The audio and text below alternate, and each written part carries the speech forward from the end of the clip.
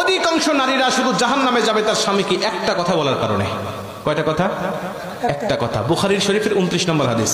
এই হাদিসটা বিশ্বাস করে আমি যখন পড়ি আমি তখন আমার মনটা খারাপ হয়ে যায়, আমি অবাক হয়ে যাই যে এই কথাটা প্রতিটা নারীর মুখের কমন ডায়লগ। আমার মা, আমার স্ত্রী, আমার বোনের কি অবস্থা হবে সেদিন, যেদিন আল্লাহ পাক এই কথাটা বলার কারণে তাদেরকে জাহান্নামের ফয়সালা দিবে। নবীজি বলছে, জিব্রাইলকে জিজ্ঞাসা করলাম, উরিতুন নারা ফাইদা আকসারু আহলিহা নিসাউ ইয়াকফুর। জিব্রাইল ভাই, এই যে এত নারীদের সংখ্যা জাহান্নামে দেখতেছি, এরা কেন জাহান্নামে আসছে? কি লা ইয়াকফুর নাবিল্লাহ, এরা কি আল্লাহর সাথে কুফরি করার জন্য আসছে?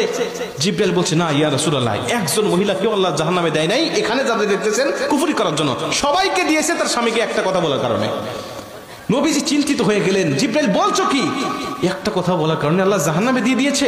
বলছে, হ্যাঁ ইয়া রাসূলুল্লাহ, এদের আমল নামায় সওয়াব ছিল পাহাড় পাহাড় সম পরিমাণ, এরা নামাজ পড়েছে, এরা দান সদকা করেছে, এরা রোজা রেখেছে, এরা ভালো ভালো কাজ অনেক করেছে ইয়া রাসূলুল্লাহ, কিন্তু আজকে তাদেরকে স্বামীকে একটা কথা বলেছে দুনিয়াতে, আমার আল্লাহ তাদের উপরে এতটাই রাগান্বিত হয়েছে যে তাদের সব আমলগুলোকে বরবাদ করে দিয়ে আমার আল্লাহ তাদের ফয়সালা জাহান্নামে করে দিয়েছে।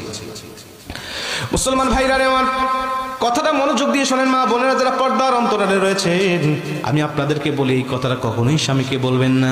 জিব্রাইল বলছেন, ইয়া রাসূলুল্লাহ ইয়া হাবিবাল্লাহ ওয়া ইয়াকফুরনাল আশিরা, এরা হলো প্রত্যেকটা স্ত্রী ছিল স্বামীর অবাধ্য স্ত্রী, কিন্তু একটা কথা মাঝে মাঝে তার স্বামীকে বলতো। কি বলতো? ইয়া রাসূলুল্লাহ, যখন স্বামীর কাছ থেকে কোনো কিছু চাইতো স্বামী তখন স্ত্রীকে সেটা দিত, যখন কোনো ভালো খাবার চাইতো স্বামী তাকে ভালো খাবার দিত, যখন কোনো জায়গায় ঘোরার জন্য আবদার করতো তখন ঘোরানোর জন্য সফরের জন্য স্ত্রীকে নিয়ে যাইতো, যখন কোনো ভালো পোশাক চাইতো তখন ভালো পোশাকও স্বামী তাকে দিত।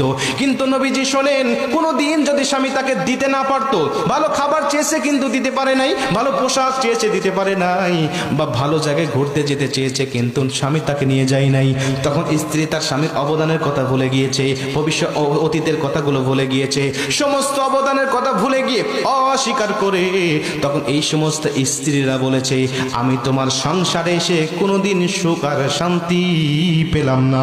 জোরে কর নাউজুবিল্লাহ। আমি তোমার সংসারে এসে কোনোদিন উত্তম কিছু পেলাম না, শান্তি পেলাম না, সুখ পেলাম না। আমি মেয়ে হয়ে বলেই তোমার সংসার করতেছি, অন্য কোনো মেয়ে হলে তোমার সংসার করতো না। সব মহিলাই কয়,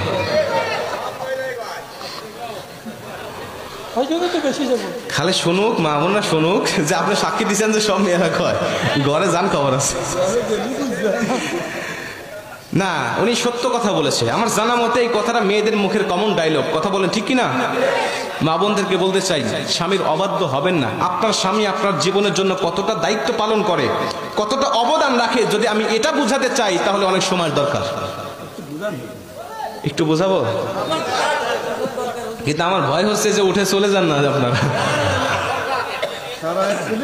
শোনে আলহামদুলিল্লাহ আপনার ভদ্র, আমি জানি আপনার ভদ্র মানুষ,